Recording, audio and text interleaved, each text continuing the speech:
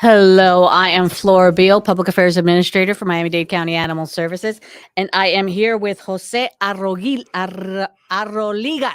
There you go. You I got it. got it. I got Yeah, it. you got Eventually, I it. got it. Okay, and he actually is our.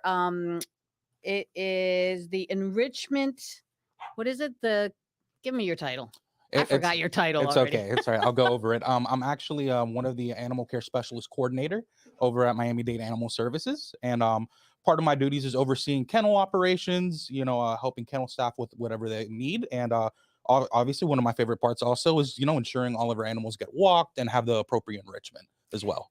Excellent. And that's important to mention because when you adopt a pet or when you welcome a four-legged family member into your pack, it's not just about taking them to the vet once a year and feeding them and walking them for 15 minutes, twice a day. It really is a commitment to care for their emotional, their psychological, and their physical well-being, right? And that Absolutely. requires enrichment. So what is enrichment? What does that mean when we say pet enrichment and it's so important for your pets?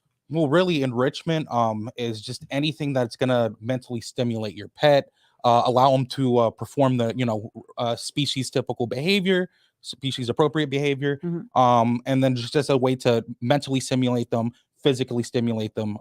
So then they're getting the proper care that they need.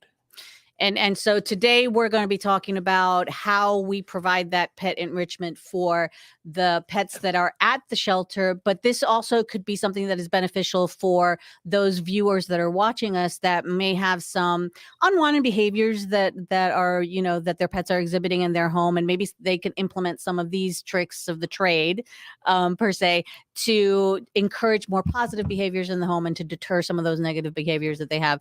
And it really does apply for many of these things for both dogs and cats, right? Absolutely. Because cats Yes. also need that physical, emotional, and mental stimulation Yeah, to absolutely. live their best life, right? Absolutely, yes. Okay, great. So, why is enrichment so important?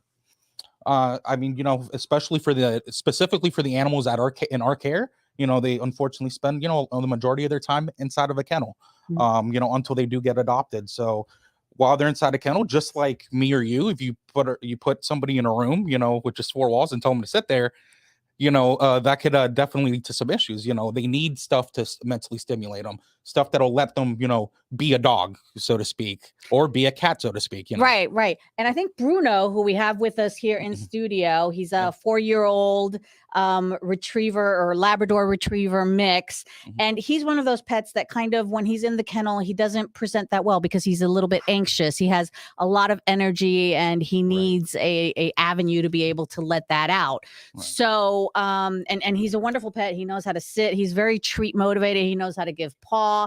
And he actually is our longest resident at the shelter. He's been there almost a year. So being there for almost a year, like you said, in that small enclosure, that could be trying for anybody. So what are some of the things that you would do for a pet like Bruno at the shelter? And if you have a pet at home that is like Bruno with that high energy, lots of curiosity, very high prey drive, like he would not be good in a home with cats and may, would have some slow introductions with other dogs because he may like them, but he may also not like them, right? Right. So what would you do to kind of curb some of his behavior, his anxiousness, his curiosity, to use his curiosity when he's at the shelter? And Kathy, I think I'm going to let you take him because he's a little bit high energy right now.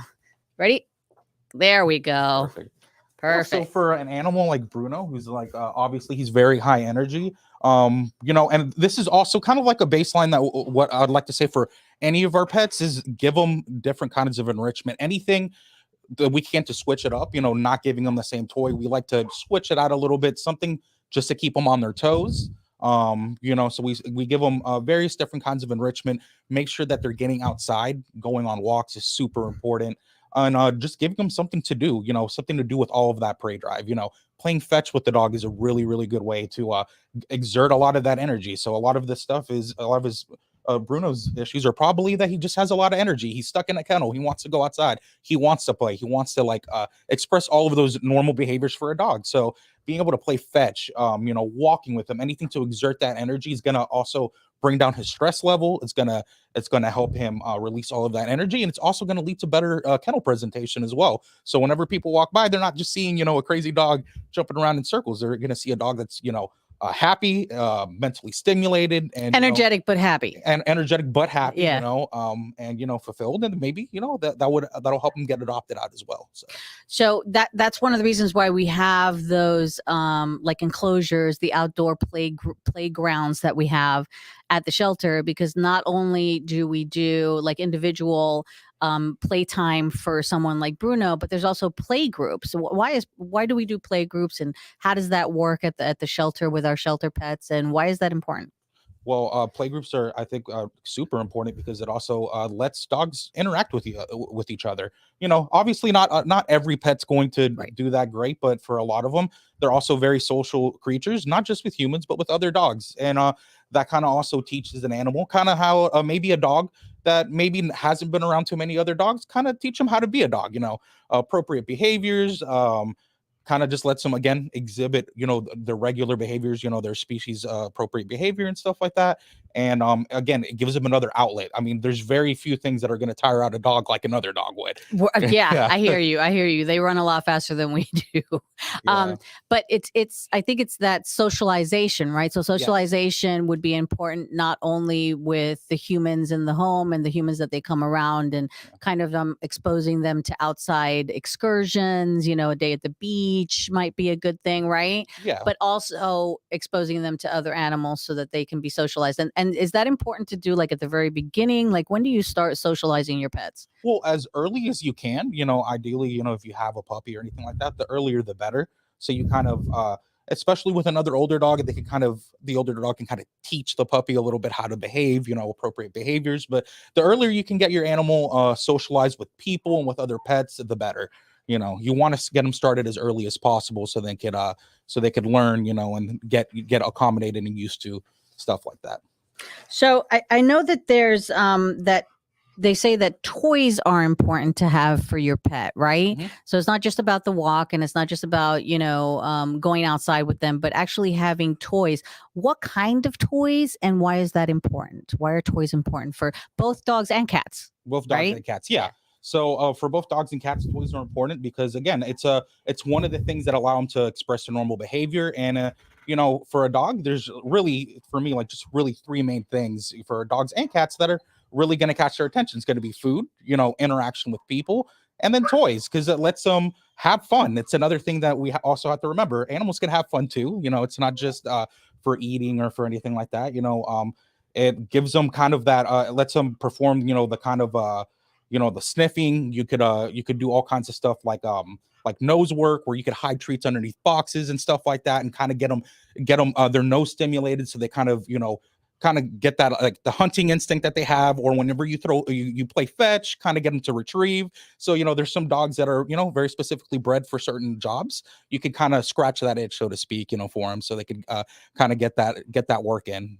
Well, two things that you mentioned there that are Yeah. really important. By the way, Yeah. hiding the treats underneath like little boxes and stuff. Yeah. I am so going to use that in my house now. Like, that's Right. a great idea. Mm. And you don't necessarily have to go out and spend. I mean, yes, there are like, your little food puzzle things where you hide the food, and it's kind of like they have to use their nose to open the compartment where the food is and everything. And those are really good for your pets to kind of make them work for the treat, right? Yeah, And they absolutely. enjoy working for the treat. Absolutely, they do. And it's something to, like, not just to make whenever they eat and stuff like that, make it a little bit more engaging, so they're not just dunking their hand in the food bowl, eating all the food, and then they're done. Yeah. It engages them a little bit more. I think anything that you could do to engage your animal, make them think, and kind of enrich them a little bit more, is ultimately going to lead to a much happier animal, much more stress-free animal. And that brings me back to the second point that you made earlier, which is, the breed specific behaviors or tendencies Right. that they have. And I think that it's really about your specific pet, knowing your specific pet. Absolutely. So, if you have a pet that loves to play fetch, great sport for them, right? You Right. play fetch all day. I have a Rottweiler at home, 80 pounds, and I swear to God, she will play for hours. If you throw the ball 3 feet or 30, she doesn't care. She just Right. likes to go chase it, bring it back to you, and make you happy because she did a good girl thing, right? Yeah, Like she just the loves same the thing with my dog praise. at home. Yeah, So she loves the praise. She just loves to make you happy and know that she's done something great. And she loves going out and fetching the ball, which I think is one of the best things that you can do for a pet, especially if you have a high energy pet that you need to tire out. It tires them out nice and quick and right, and they'll let you know when they're tired. They'll just drop the ball and they'll be like, I'm done, right? But it's really important to get to know your pet and know what sports and what activities that you may like, they also may like and enjoy. So if your pet likes the water, maybe take them to the beach a couple times a week, right? If they enjoy being with other dogs, the dog park. If they don't, then find some other activities. Hiking. I mean, Miami-Dade County Parks has so many different facilities, so many different opportunities to go out and kind of just be in nature with your pet, right, on a leash. But having them kind of use that olfactory tendency to kind of get to know, sniffing around, getting to know things, exercise their curiosity, right, and spend time with you, because it's not just about meeting their needs, but it's also about making that human animal bond, that which connection. Is very important. It's always important to build on that.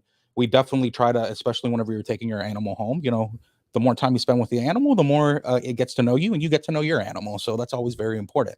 So it's a tool for your bonding, for the bonding experience, and that that's really important. And so it's yes, take them out and everything, but you also, that emotional stimulation that they need requires you to set aside some time to actually cuddle, bond, have those moments of affection, right? Absolutely. How much time would you recommend, like for play, for the cuddle time? What do you think is ideal for a pet to spend with their owner? With their owner, I mean, I would at least spend, at least put aside an hour to, spend time with your pet. I mean, the more time really that you can, the better it is.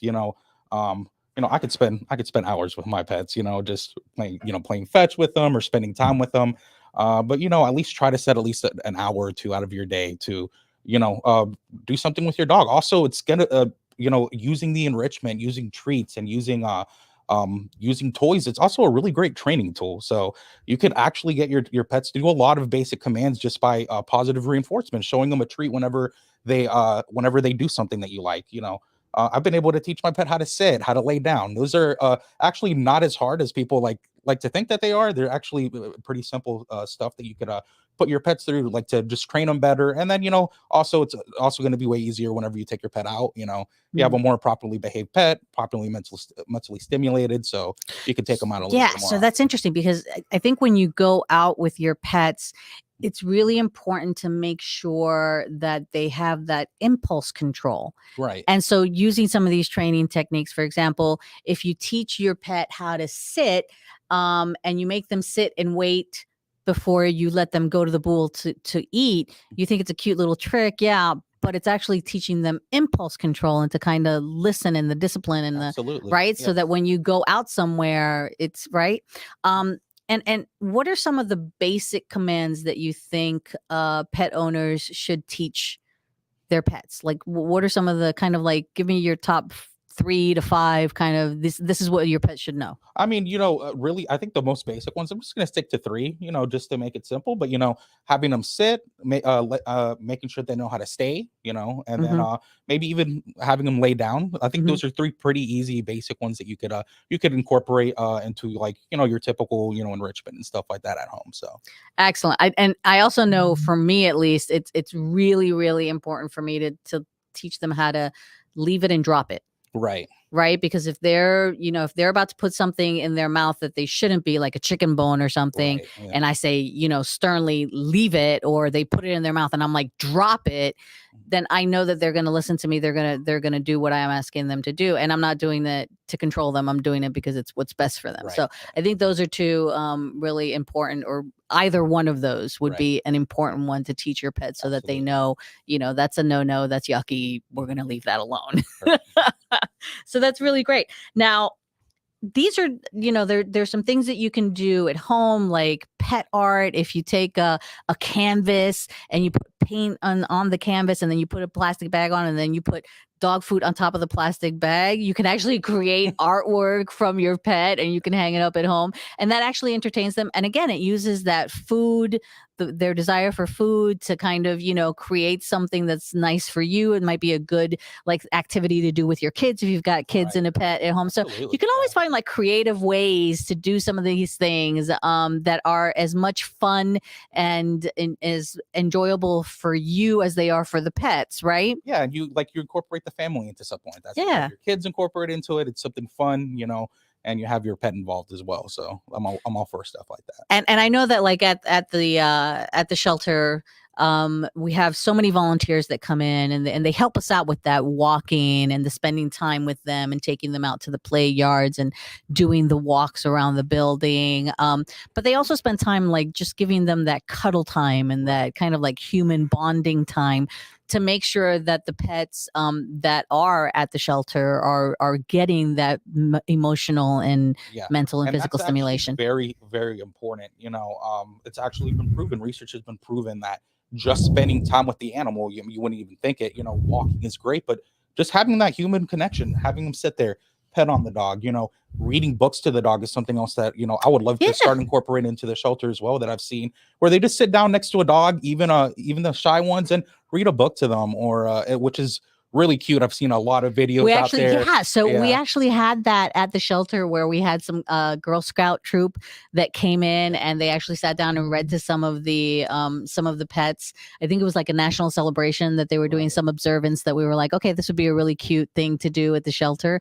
And we had done that. So yeah, it's a great way to just kind of bond. Yeah, and like I said, it's proven to reduce the stress level of the animal. And like I said, like the dogs and cats, they're social animals. They want to be around humans. So it's a really good tool to help them, kind of decompress, especially while they're in the kennel. So for those individuals who maybe can't commit and dedicate the time to come in and volunteer and do all the things that our volunteers do, and I know there's like minimal hour requirements per year to be a volunteer at Miami-Dade County Animal Services, but are there other ways that they could possibly help us do these things? Like, for example, I know we have a program called Paw Ventures. Tell us a little bit about Paw Ventures. So Paw Ventures is a really great program.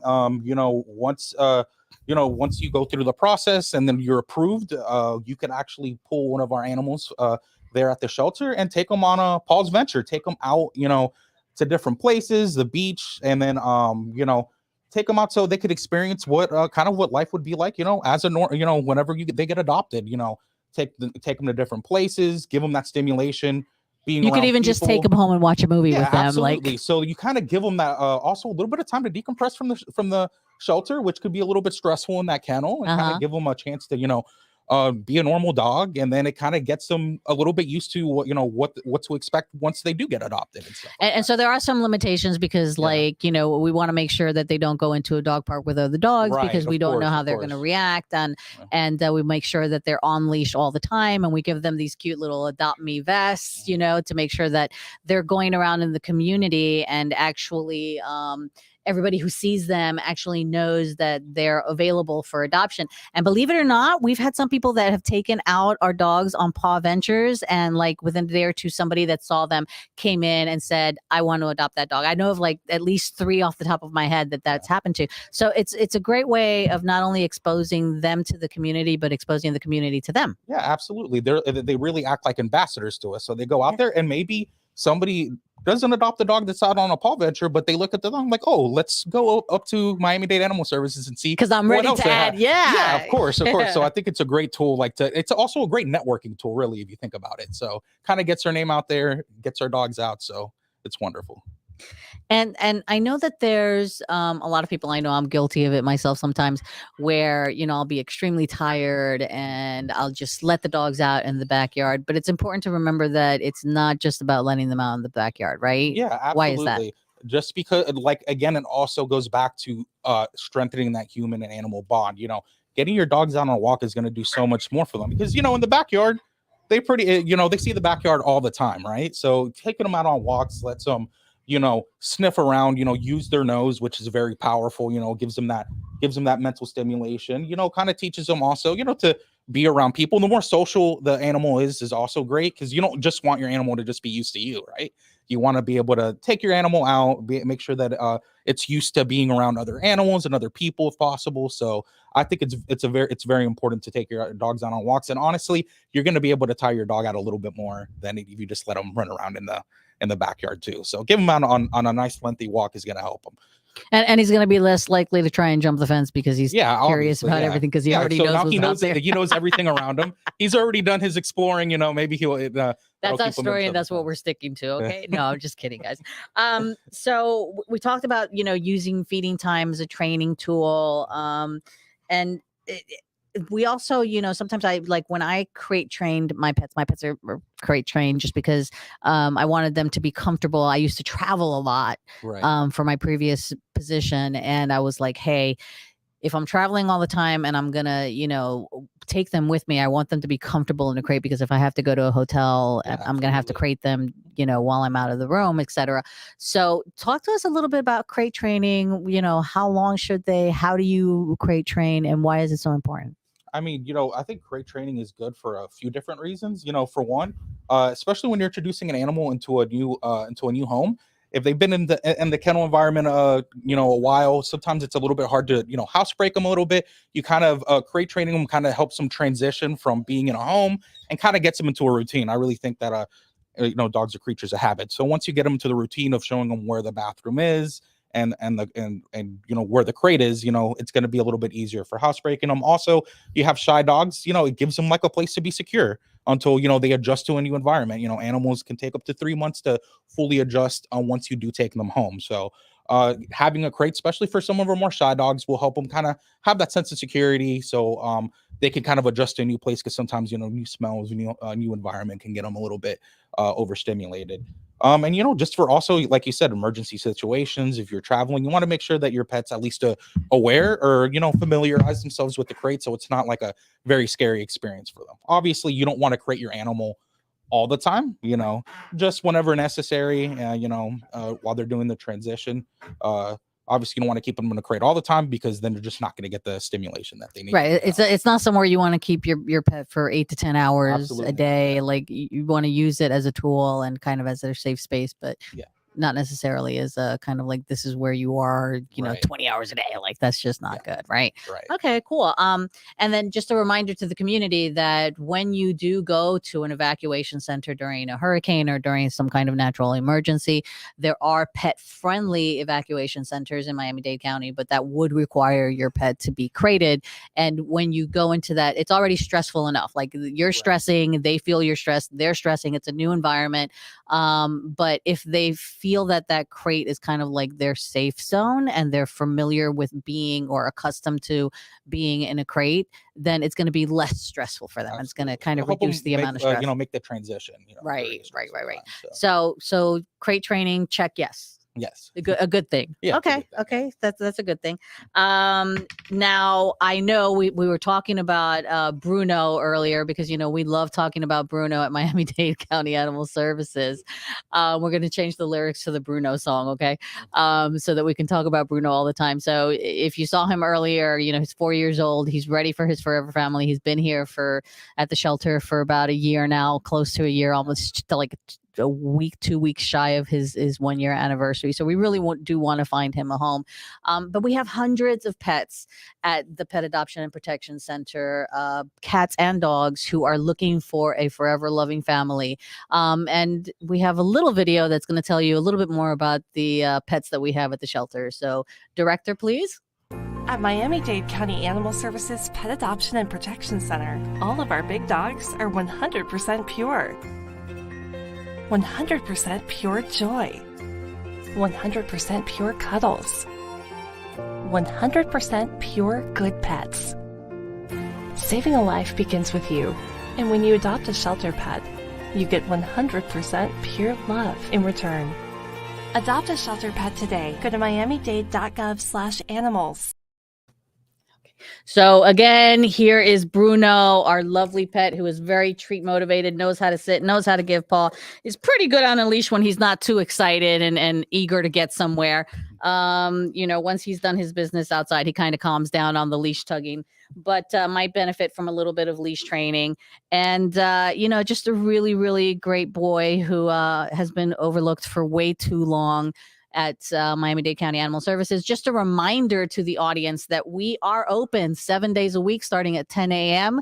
Our adoptions include the sterilization, the surgery, the deworming, vaccines that are age appropriate for the individual pet, as well as the microchip. And for as low as $65 for a pet like Bruno, an adult dog over 4 months of age, you really can't get a better deal. And our puppies, when you do find them at the shelter, are only $85. Our pets are $35.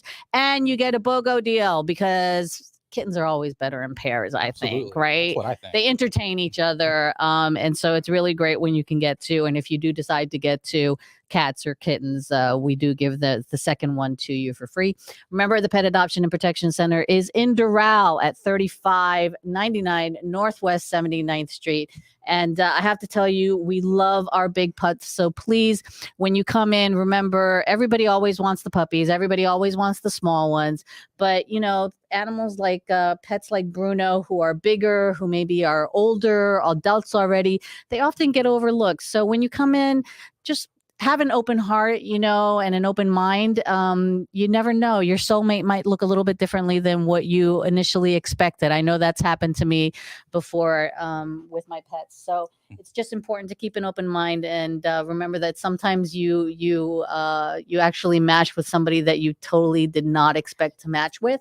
And with that being said, we love our big mutts like Bruno here, who's being such a good boy right now because he's calmed down. I want to just, before we sign off, I want to thank our director for the day, Michael Fernandez. Thank you so much for all your work behind the controls over there. Thanks so much. And Bruno, myself, and Jose are going to say goodbye, but not before we tell you why we love our big mutts.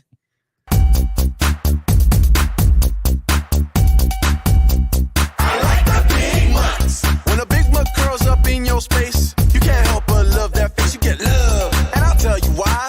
The girls always come and say hi. Big mutts, we go all over the place. People come and say, I love his face. Big mutts all around the crib, and when it's cold all night, that's alright. Cuddles up until the morning light. I like the big mutts, cause I know they're cool. They jump up in the truck when I'm on my way to school. I like the big mutts, cause they're easy to teach. They even jump in the Jeep on the way to the beach. I like my big mutts, cause the way he barks, safe in the dark, so get a big mutt, go big mutt, go big mutt, go big mutt, go. Superheroes to my kids, keep me safe where I live, better than I could have ever dreamed of. Make their big dreams come true. Connect, adopt, and love a big mutt from Miami-Dade Animal Services.